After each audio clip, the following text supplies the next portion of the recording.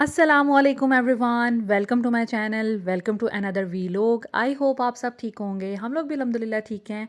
और आज मैं करने लगी हूँ अपने किचन की डीप क्लीनिंग। बहुत दिनों से निगलेक्ट हो रहा था। एक्चुअली मैं तो वैसे हर मंथ बाद किचन की डीप क्लीनिंग करती हूँ, बट पिछले दिनों कुछ शादियाँ थी, फिर दावतें थी, फिर बच्चे बीमार हो गए, तो ऐसे करते करते काफ़ी डिले हो गया। तो 2 मंथ्स हो गए हैं मैंने अपनी किचन की जो है डीप क्लीनिंग नहीं की। सो आज मैंने सोचा कि मैं पूरी डीप क्लीनिंग करूँ। चीज़ें इधर उधर होती रहती हैं। मैं तो प्रॉपर प्लेस पे रखती हूँ, लेकिन कभी कभी हुसैन भाई इधर उधर कर देते हैं। बाकी ये कि किचन जब डेली बेसिस पे यूज़ हो रहा होता है, जल्दबाजी में समटाइम्स कुकिंग हो रही होती है, तो चीज़ें इधर उधर हो जाती हैं। इसके अलावा गर्द भी पड़ जाती है चीज़ों के ऊपर, और कुछ चीज़ें कैबिनेट्स वगैरह में गिर भी जाती हैं। ये रूटीन है, इसमें कोई बहुत ये कोई सरप्राइजिंग बात नहीं है, लेकिन वक्त के साथ साथ हमें उसको क्लीन भी करना पड़ता है। तो मैं जो हूँ अभी, आज मैंने सोचा कि आज मैं ना किचन को पूरा टाइम दूँ। बच्चों को छुट्टियाँ हो गई हैं, दैट्स वाई मैंने सोचा बच्चे आज टीवी देखते रहेंगे, और बस इनको कुरान पढ़ाना है मैंने, और उसके बाद हम डीप क्लीनिंग अपनी स्टार्ट करेंगे। खाना कल मैंने ज़्यादा बना लिया था, इसलिए खाना कल का पड़ा हुआ है, बच्चे आज वही खाएंगे। तो मुझे ये भी टेंशन नहीं थी कि आज खाना बनना है। इसी वजह से मैंने फिर आज का दिन रखा कि चलें आज किचन ऐसे यूज़ नहीं होगा कुकिंग के लिए, तो ये कि मेरा काम आसान हो जाएगा। ये कुछ किचन की करंट सिचुएशन है जो मैं आपके साथ शेयर कर रही हूँ। बहुत चीज़ें गड़बड़ नहीं हुई हुई, लेकिन कुछ कुछ चीज़ें हैं। और वैसे भी ये कि एक दफ़ा सारी चीज़ें नीट एंड क्लीन हो जाएंगी ना, तो फिर 1 महीना 1.5 महीना बहुत आराम से गुजर जाता है। कुछ कैबिनेट्स ये हैं कि वक्त के साथ साथ जैसे मैं देखती हूँ, फिर वो हम मैनेज कर लेते हैं। मैं हुसैन भाई से भी कह देती हूँ ये कैबिनेट भी मैनेज होता है, लेकिन ऊपर वाला पोर्शन थोड़ा ख़राब हुआ है। तो मतलब वक्त के साथ साथ हम करते भी रहते हैं। जो कोई कैबिनेट मुझे ख़राब लगे, फ्रिज का कोई पार्ट मुझे ख़राब लगे, गंदा लगे, तो मैं फिर साफ़ करवाती रहती हूँ। ख़ैर, यहाँ पर अब हम स्टार्ट करते हैं अपनी डीप क्लीनिंग। तो यहाँ पर मैंने ऑल पर्पज़ क्लीनर बनाया है, जो कि मैं हमेशा आपके साथ शेयर करती हूँ। हमने क्या करना है, सोडा ऐड करना है अपने अंदाज़े से, जितना आपकी क्लीनिंग आपने करनी है। मैं इसको पोर्शंस में करूँगी, क्योंकि ये गंदा हो जाएगा, फिर मैं इसको चेंज कर लूँगी। उसमें विनेगर, जो वाइट विनेगर होता है, वो ऐड करना है आपने। इसके अलावा आपने डिश वॉशिंग सोप ऐड करना है, क्योंकि ये माइल्ड होता है, किचन की सफाई के लिए बड़ा ज़बरदस्त रहता है। और ये कि कोई मसला भी नहीं होता। तो इसी से सारी मैंने डीप क्लीनिंग करनी है। अपना स्टोव, अपना हुड, इसके अलावा कैबिनेट्स बाहर वाली साइड से, अंदर वाली साइड से एक एक दफ़ा मैं इससे साफ़ करती जाऊँगी। एक एक दफ़ा मैं साफ़ टॉवल और पानी से साफ़ करती जाऊँगी, ठीक है। मतलब एक दफ़ा इस डिटर्जेंट वाले टॉवल से, और एक दफ़ा साफ़ पानी वाले टॉवल से। तो इस तरह करके हम पूरे किचन की क्लीनिंग कर लेंगे। क्लीनिंग वही होगी जो आप देख रहे हैं, और ऐसा मैंने इसमें कुछ और डिफरेंट नहीं किया। ऑल पर्पस क्लीनर मैंने आपको बता दिया है। उसके बाद अब हम आज चलते हैं अपनी डिस्कशन पे। आपको पता है कि मैं वक्त के साथ साथ आप लोगों के साथ मोटिवेशनल और कुछ सोशल इश्यूज़ पे बात करती रहती हूँ। तो आज की वीडियो में हम बात करेंगे रिश्ता सिस्टम पे, ठीक है। जो हमारे सोसाइटी में सो कॉल्ड रिश्ता कल्चर है या रिश्ता सिस्टम है, उसके बारे में बात करेंगे। तो देखें, हर लड़की को कभी ना कभी इस सिचुएशन से गुजरना पड़ता है कि जी रिश्ते वाले आ रहे हैं घर में आपको पसंद करने के लिए। अव्वल तो ये होता है हमारी सोसाइटी की, अगर मैं बात करूँगी ना, मैं सारा कुछ अपनी सोसाइटी को बेस करते हुए ही कहूँगी। तो सबसे पहले अक्सर लोगों की शादियां हो जाती हैं जी मामू के घर, खाला के घर, चाची के घर, ताया के घर, और फैमिली में से ही रिश्ते आना शुरू हो जाते हैं। फैमिली में से रिश्ते उन लोगों के आते हैं, सबसे पहले तो जो लड़कियां फैमिली में बड़ी चार्मिंग हों, या बहुत ज़्यादा वेल एजुकेटेड हों, या बहुत सुगढ़ हों। तो ये 3 ही बेस हैं कि जिसके बेस पे रिश्ता आना होता है लड़कियों का। और लड़कों की अगर मैं बात करूं, तो लड़का जो है वो खुश अखलाक हो, उसका नेचर अच्छा हो, और वो अच्छा अर्न करता हो या पढ़ा लिखा हो, उसका फ्यूचर अच्छा नज़र आए लड़की के पेरेंट्स को, तो ही फैमिली में से आपके रिश्ते आते हैं, ठीक है। तो सबसे पहले ये एक आइडियल सिचुएशन होती है आपके रिश्ते की, तो फिर फैमिली में ही रिश्ते हो जाते हैं। लेकिन फैमिली में भी समटाइम्स ऐसे होता है कि रिश्ते आपको लग रहे होते हैं कि कोई डिमांड तो कर रहा है, लेकिन आपको लड़का नहीं पसंद आ रहा है, या अगर लड़के का आपने रिश्ता कोई मांग रहा है, कोई चाह रहा है, कोई खाला चाची ताई, तो लड़की आपको इतनी आइडियल नहीं लग रही होती। उस सिचुएशन में मैं आपसे एक बात करूँगी यहाँ पे पेरेंट्स पे। सबसे पहले तो देखें, बहन भाई आपके हमेशा बहन भाई ही रहेंगे। ज़रूरी नहीं है आपने रिश्ता देकर या रिश्ता लेकर ही अपनी बहन या भाईचारा आपने निभाना है। तो अपने बच्चों को अपने रिश्तों पे कुर्बान करना बंद करें, और अगर आपको आइडियल सिचुएशन लगती है, आइडियल रिश्ता लगता है, या ये लगता है कि फैमिली अच्छी है, भाई जो है वो शादी के बाद भी भाई ही रहेगा और बहन जो है वो रिश्ते के बाद भी बहन रहेगी, अगर आपको इतना पक्का यकीन है और रिश्ता भी आइडियल है, आपके बच्चे भी जा रहे हैं, तो गुड हो जाएगा, फिर आप रिश्ता कर सकते हैं। लेकिन अपने बच्चों को नाराज़ करके, खफ़ा करके या प्रेशराइज़ करके फैमिली में रिश्ता करने की कोई ज़रूरत नहीं है। देखें, ज़िंदगी जो है बच्चों ने गुजारनी होती है, और जब आप इस तरह ज़बरदस्ती के फ़ैसले कर देते हैं ना, तो बच्चे भी जो है वो उस रिश्ते को अच्छे तरीके से निभा नहीं रहे होते, और फिर आगे इतनी कॉम्प्लिकेशंस आती हैं कि मैं बता नहीं आपको सकती। बहुत से लोगों ने फ़ील भी की होंगी और इस चीज़ से गुज़रे भी होंगे। तो कोशिश करें, और मैंने ये देखा है कि ज़रूरी नहीं है कि रिश्ता करने के बाद ही या बाद भी आपके बहन भाई वैसे ही रहें। थोड़ा सा वो टच आ जाता है कि ससुराल वाले हैं बच्ची के, या फिर वो एक इन लॉज वाला रिलेशनशिप्स फिर बन जाते हैं। तो आपका रिश्ता जो है ना पहले जैसा नहीं रहता, उसमें फिर भी अब आपको थोड़ा-सा मोहतात रहना पड़ता है। तो फिर फ़ायदा क्या हुआ अगर आपने बहन-भाइयों के साथ रिश्ते किए? मैं ये नहीं कह रही कि ये बुरी बात है, मेरी खुद सिस्टर की शादी ख़ाला के घर हुई हुई है। मैं ऐसा बिल्कुल नहीं कह रही कि ये गलत चीज़ है, लेकिन बहुत सी फैमिलीज़ में ना बड़े से इश्यूज़ होते हैं। मैंने सिर्फ़ इधर अपनी ये ऐसा नहीं है मैं अपनी फैमिली की बेस पे बात कर रही हूँ, नहीं। मैंने बहुत इर्द-गिर्द देखा है। तो फैमिलीज़ जो जब जब रिश्ते कर देते हैं ना, तो फिर वो जिसे कहते हैं एक खटास पैदा हो जाती है, और वो फिर सास-ससुर वाला रिश्ता या कुड़मों वाला रिश्ता हो जाता है, बजाय इसके कि वो पहले जैसी रिश्तेदारी रहे, ठीक है? एक तो ये बात होगी। उसके बाद यहाँ पर मैं बात करूँगी, अगर आपने आउटसाइड कोई रिश्ता ढूँढना है, तो उस सिचुएशन में आपके साथ क्या होता है? उस सिचुएशन में ये होता है कि कोई दोस्त, मिलने वाले, कोई अहबाब आपको कोई रेफ़र करते हैं कि मेरे फैमिली में कोई रिश्ता है, उसकी फैमिली में कोई रिश्ता है, या नेबरहुड में से कोई रिश्ता आ जाता है, या नेबर्स के आगे से कोई जानने वाले होते हैं, उनमें रिश्ता आ जाता है, आपके मतलब मिलने-मिलानों में से। तो उसमें तो आप चलें ठीक है, वो तो बड़ा वो भी आइडियल सिचुएशन हो सकती है कि आपको घर बैठे-बैठे किसी ने सजेस्ट कर दिया, और उस सूरत में ये कि आपने फिर मीटिंग अपनी तय कर ली। लेकिन जब बात आती है मैच मेकर्स पे, तो I am really very sorry, कोई मैच मेकर मेरी बात सुन रहा है या कोई अच्छा है, तो अगर उसको लग रहा है कि नहीं सारे एक जैसे नहीं होते, ऑफ कोर्स सारे एक जैसे नहीं होते, लेकिन मैंने मेजॉरिटी मैच मेकर्स में देखी है, वो अपनी जिसे कहते हैं कि दिहाड़ी लगाने के लिए ना, या फिर जिसे कहते हैं कि लोगों को सजेस्ट करने में और अपनी अपॉइंटमेंट तय करने में, यकीन करें ऐसे ऐसे बेतुकी चीज़ें सजेस्ट आपको कर देते हैं, आपको तो नहीं पता होता। आपने फ़र्स्ट ऑफ़ ऑल किसी मैच मेकर को हायर किया, उसको एडवांस में पैसे दिए और उसे कहा कि हमें रिश्ता दिखाए।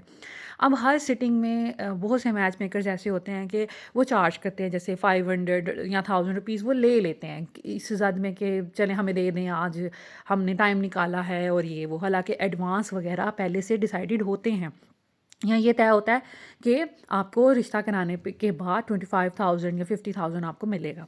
तो उस सूरत में क्या होता है, जब मीटिंग्स होती हैं ना, तो उसमें भी किसी न किसी तरीके से वो लोग पैसों की डिमांड कर लेते हैं। एक बात, दूसरी ये बात कि जब आपने पहले से रिक्वायरमेंट अपनी बता दी कि हमें लड़का इतना पढ़ा हुआ चाहिए, हमें कारोबारी चाहिए, या हमें जॉब होल्डर चाहिए, या हमारी बेटी ऐसी ऐसी ऐसी है, तो आपने उस हिसाब से ऐसा ऐसा ऐसा लड़का दिखाना है। लेकिन यकीन करेंगे मैच मेकर्स क्या करते हैं, बस अपनी एक वो एक मीटिंग सेट करवाने के लिए और थोड़े से पैसे चार्ज करने के लिए वो ऐसे-ऐसे बेतुके रिश्ते, बेतुके लोगों के घर लेके चले जाते हैं। मेरा अपना ये एक्सपीरियंस हुआ है फैमिली के किसी पर्सन की वजह से।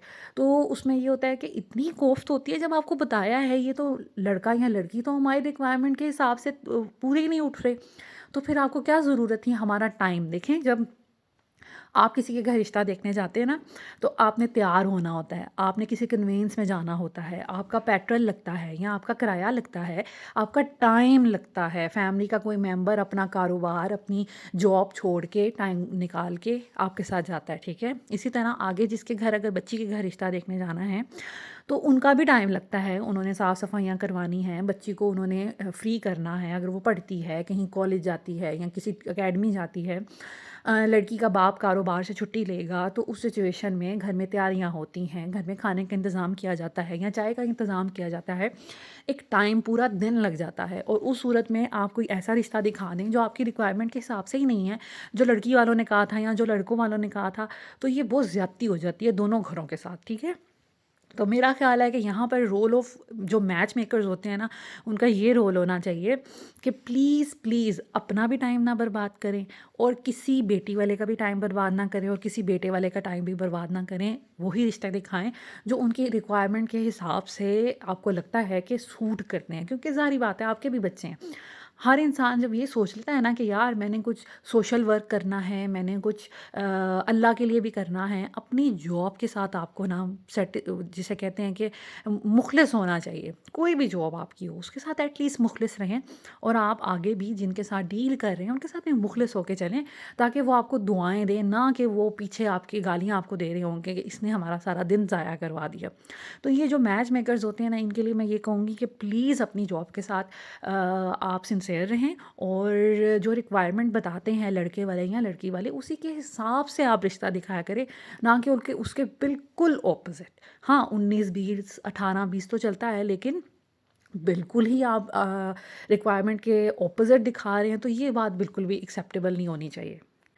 उसके बाद अब आ जाते हैं रोल ऑफ ससुराल। ससुराल लड़की का भी हो सकता है, लड़के का भी हो सकता है।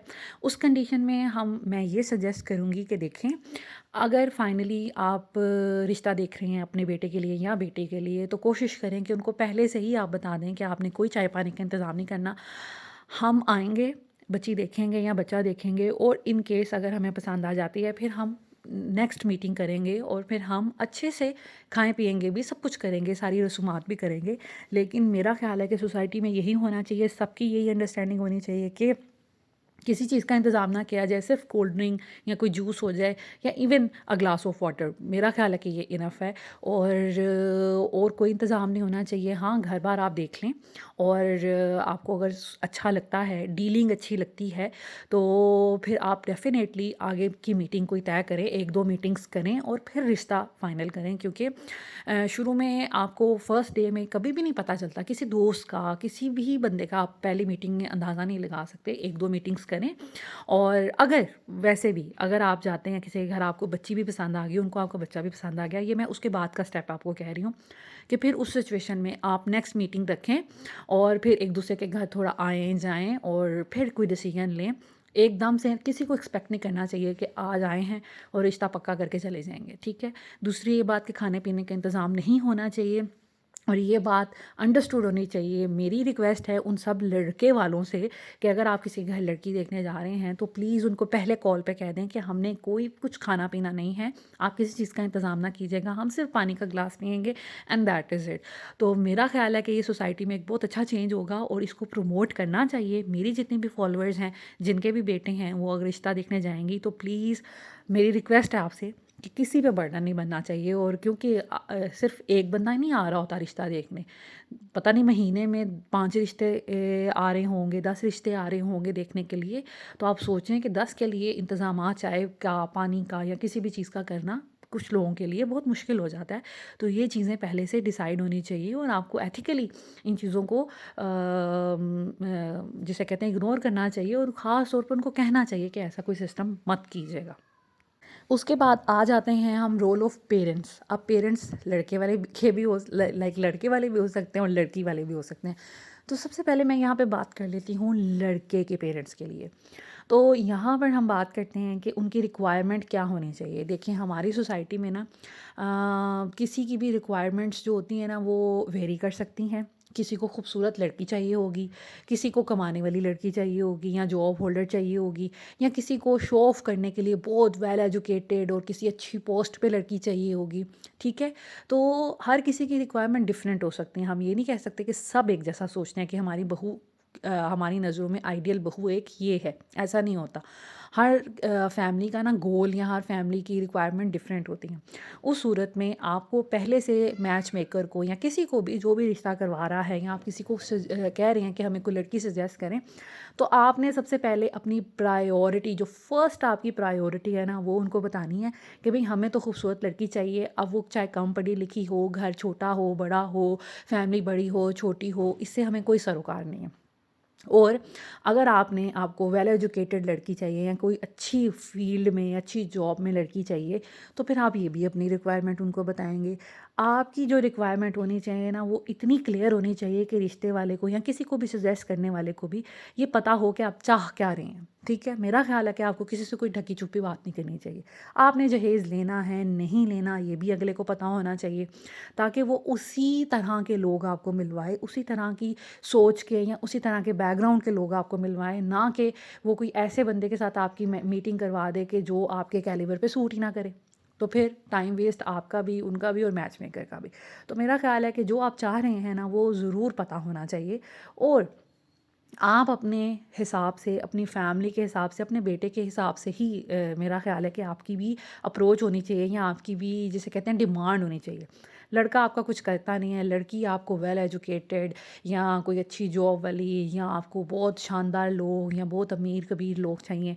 तो ऐसा नहीं होता। ऐसा करने से आप वो गोल अचीव करना चाह रहे हैं जो हो ही नहीं सकता, तो फिर ऐसे में टाइम आपका वेस्ट होता है और कुछ भी नहीं आपको हासिल होता।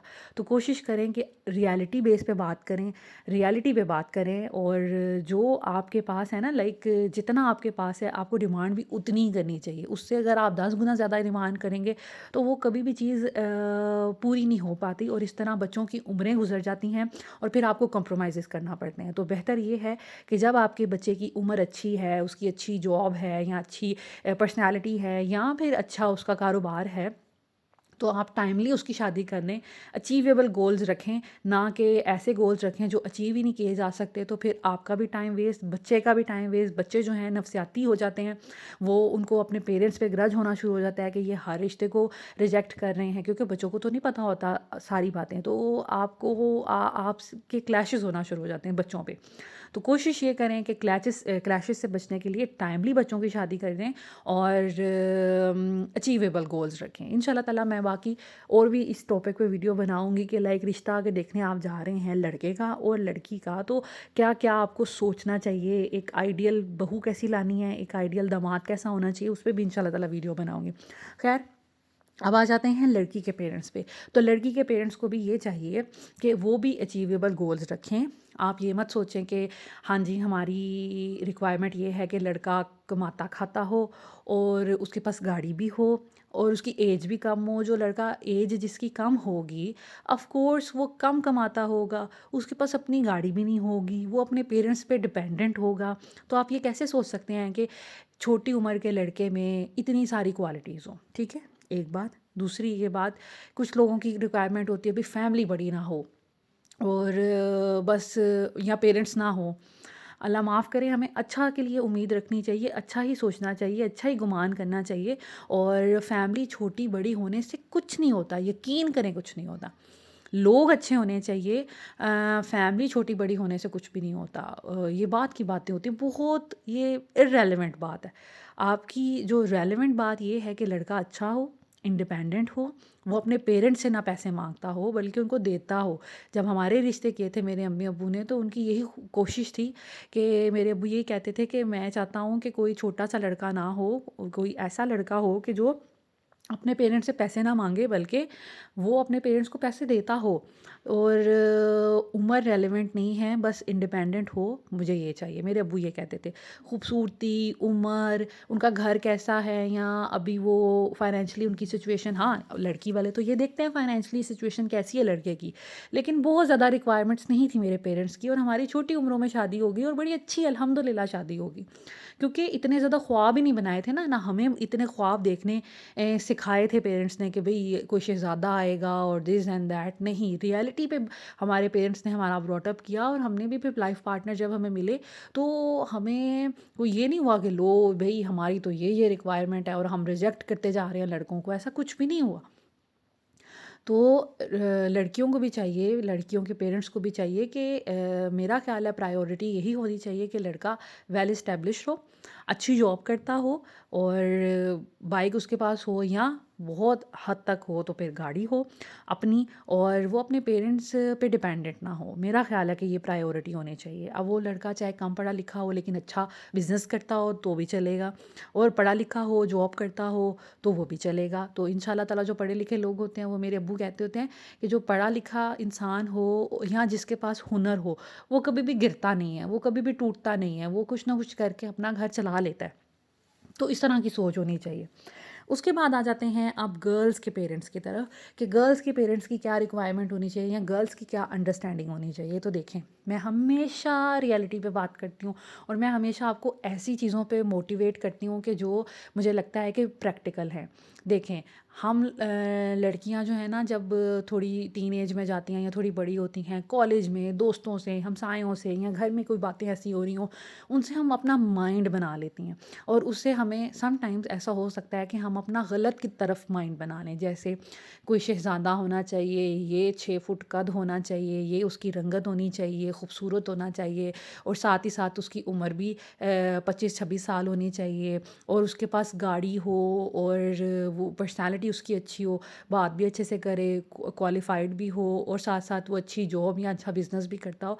तो ये बहुत रेयर है, ऐसा नहीं होता। हाँ, होगा यहाँ पर, या हमारे कल्चर में, या हमारे पाकिस्तान में अगर देखा जाए, या इंडिया में देखा जाए, तो वहाँ पर हम दोनों कंट्रीज़ में ऐसा नहीं हो सकता। यहाँ तो कोई इंसान अगर वेल इस्टेब्लिश्ड हो तो उसकी एज ज़्यादा होगी, ठीक है, जो ख्वाब आप देख रही हैं। तो आप अपना सांचा ही ऐसा ना बनाएं किसी भी लड़के का कि वो फिर अचीवेबल ना हो, और उसमें से जब कोई चीज़ पूरी नहीं होती ना, तो आप लोग बहुत शॉक्ड हो जाते हैं। तो ये काम नहीं करना चाहिए।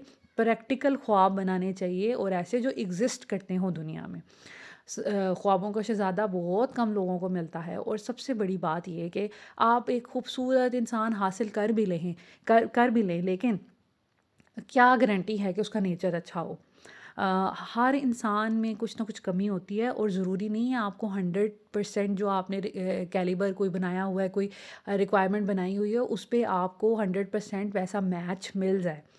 19-20 का फ़र्क हो जाता है, 18-20 का भी फ़र्क हो जाता है। वही अगेन बात कि टाइमली शादी कर लेनी चाहिए, और किसी अच्छे की तलाश में जो आपके पास काबिल कबूल या कोई बेहतर इंसान है, तो उसको बेहतरीन की ख्वाहिश में उसको रिजेक्ट नहीं करना चाहिए।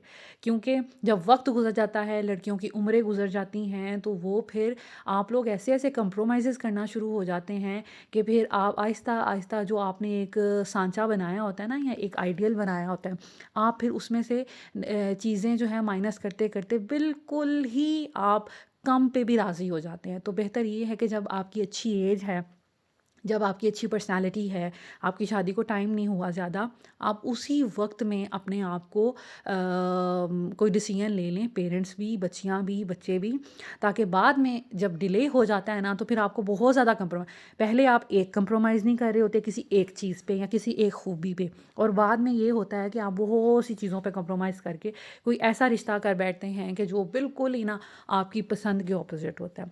तो ये छोटी छोटी चीज़ें हैं जिसको नज़र में रखना चाहिए।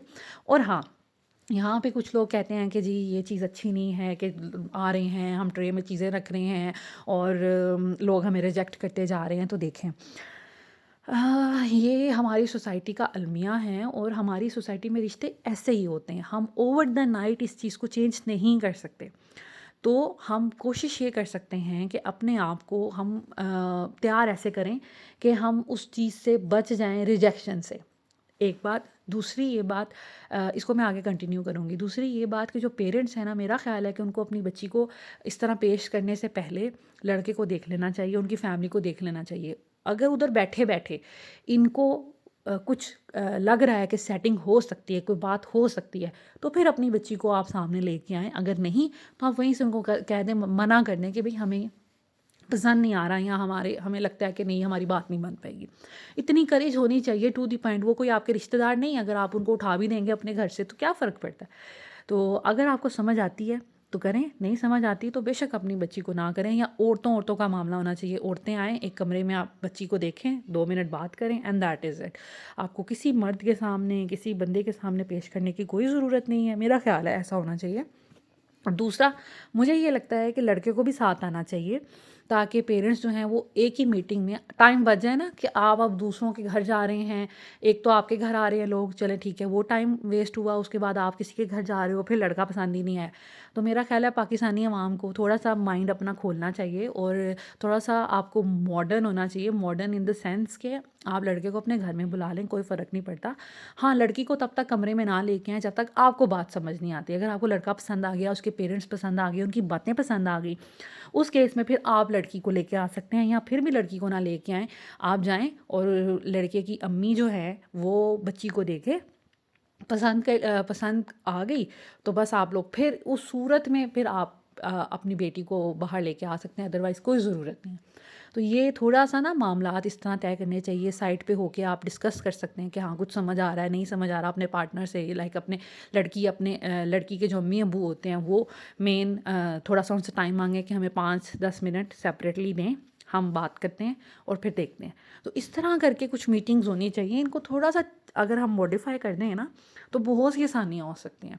सो मेरा ख़्याल है कि इन चीज़ों से जो मैंने आपके साथ डिस्कस की, जो कोई देख रहा है, प्लीज़ थोड़ा-सा अपने दिमागों को चेंज करें, अपने जिसे कहते हैं कि अपनी ये जो ट्रेडिशनल बना हुआ है ना तरीक़ाकार रिश्ता वाला, इसको ख़त्म करें। और बाकी ये है कि ये रियलिटी है हमारी सोसाइटी की, हमारे यहाँ ऐसे ही मामलात होते हैं। या तो फैमिली में ही रिश्ते आ जाएँ तो फिर तो आपको इस चीज़ से गुज़रना नहीं पड़ता, या फिर आप कहीं वर्क प्लेस पे हैं, कहीं कॉलेज हैं, यूनिवर्सिटी है, वहाँ पे कोई आपको पसंद कर लेता है, ठीक है, तमीज़ से आप घर आएँ, घर उस बंदी का ढूँढें और अपने पेरेंट्स को भेजें, फिर आपके लिए आसानियाँ हो सकती हैं। लेकिन उसमें भी ज़ाहिर बात है, किसी को कोई लड़की पसंद आ गई, ये ज़रूरी तो नहीं है कि उसको भी वो लड़का पसंद आ जाए।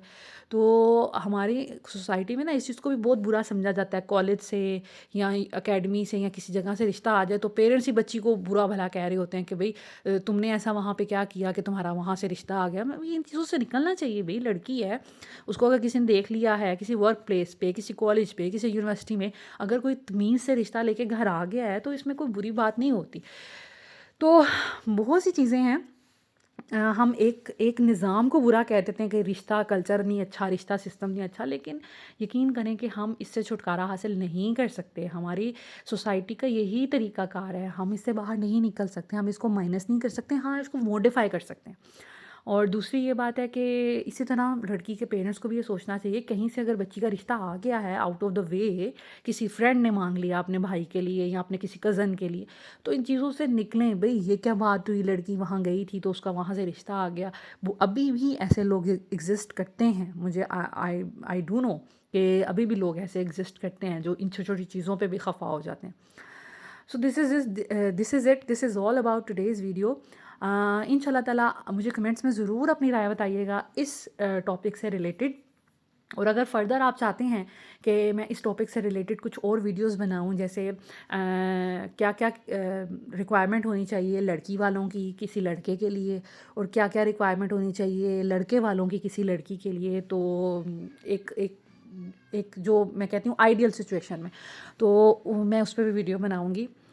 Thank you so much. अभी हम अपनी कंटिन्यू करेंगे अपनी किचन की क्लीनिंग को। मैंने अल्हम्दुलिल्लाह सारे कैबिनेट से सारे बर्तन निकाले और उनको क्लीन किया। उसके बाद बर्तनों को वापस रखा। बर्तन तो धुले होते हैं और अल्लाह का शुक्र है यहाँ पे कॉकरोचेस वगैरह का कोई सिस्टम नहीं है।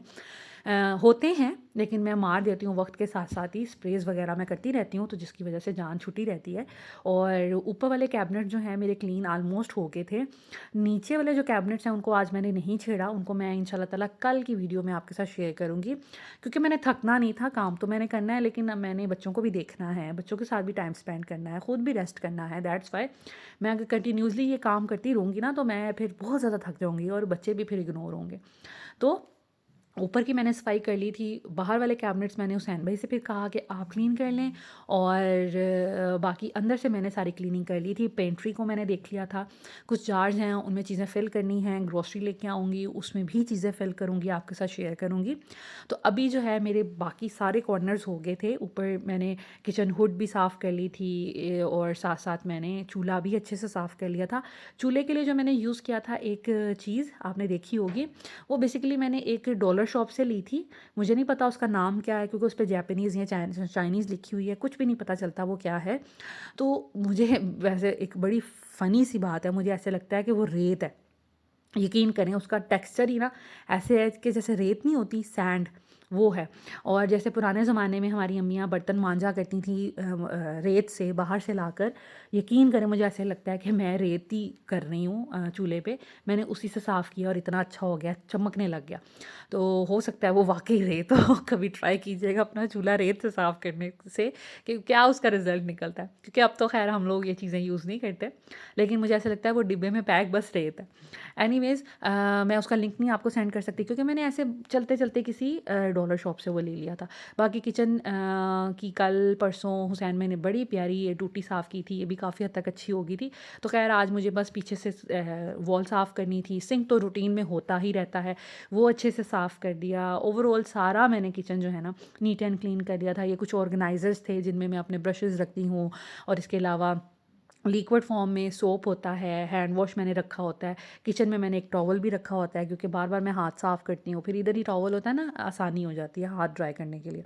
तो ये चीज़ें हैं, ये मेरा सोप होल्डर वगैरह ये भी गंदा हुआ था और इसको मैंने फिर बाहर से इसकी बॉटल साफ़ कर ली थी क्योंकि अंदर अभी इसमें लिक्विड्स थे। तो वरना मैं फिर जब भी ये खाली होता है ना तो उसको वॉश करके तो फिर मैं इसको फ़िल करती हूँ क्योंकि ये भी गंदा हो जाता है। और ये कुछ लुक निकली है चूल्हे के जो बर्नर्स हैं वो मैंने बाहर हुसैन भाई को दिए थे कि बाहर बैठ के वॉश कर दें, वो कर देंगे तो फिर मैं इसके ऊपर लगवा दूँगी। और ये फ्रूट बास्केट भी मैंने वॉश कर दी थी, सारी नीट एंड क्लीन चीज़ें हो गई हैं। इतनी सेटिस्फेक्शन हो रही है और मुझे ऐसे लग रहा था कि मेरा कैमरा ही निखरा निखरा है, शायद ऐसे कि जैसे मैंने कैमरा ही अपना साफ़ लेंस आगे से कर लिया हो, हालांकि मैंने लेंस साफ़ नहीं किया था। चीज़ें इतनी साफ़ हो गई थी कि वो ना एक चमक आ गई थी, तो मुझे लग रहा था कैमरे में भी अच्छा रिजल्ट आ रहा है। एनीवेज़ यहाँ पर ये जो मेरे किचन टॉवल्स हैं इनको मैं पूरी रात के लिए सर्फ में भिगो के रख दूँगी। और अगर मैं थोड़ा सा अगर इसमें ब्लीच भी डाल लूँगी ना तो सुबह तक इतने प्यारे हो जाते हैं ना। तो या दिस इज़ इट, ये है आफ्टर कुछ शॉट्स। ये मेरा पूरा पेंट्री का सारा मैंने अच्छे से साफ़ कर दिया है, rack her cheese neat and clean हो गई है। इन बॉक्सेस को मैंने स्टेपलर से स्टेपल कर दिया था ताकि इनके जो मसाले हैं इधर उधर ना गिरें। ये मेरे कुकिंग के लाइक जब मैं कोई रेसिपी रिकॉर्ड करती हूँ उसके बर्तन हैं, ये सारे यहाँ पे टम्बलर्स आ जाते हैं। इसके अलावा यहाँ पर मेरा वेइंग स्केल है और कुछ पॉपकॉर्न्स बॉल्स हैं और इस तरह की ये भी कुछ मेरी ग्रोसरी पड़ी हुई है। ये मेरे सप्लीमेंट्स पड़े हुए हैं जो देसी दवाइयाँ आजकल मैं खा रही हूँ, बहुत अच्छी है, मैंने इस पर भी वीडियो बनाई थी। ये रैक अक्सर लोग पूछते हैं कहाँ से लिया, तो ये टीमू से मैंने मंगवाया था, मैंने इस पर वीडियो भी बनाई थी। और चूल्हा भी देखिए कैसे चमक रहा है, लश्कारे मार रहा है। और ये बास्केट का भी अक्सर लोग पूछते हैं, तो करीब एक स्टोर था हातिम स्टोर, वहाँ से मैंने ये लिया था। So this is it. This is all about today's video. Thank you so much for watching this video. Take care. Allah Hafiz.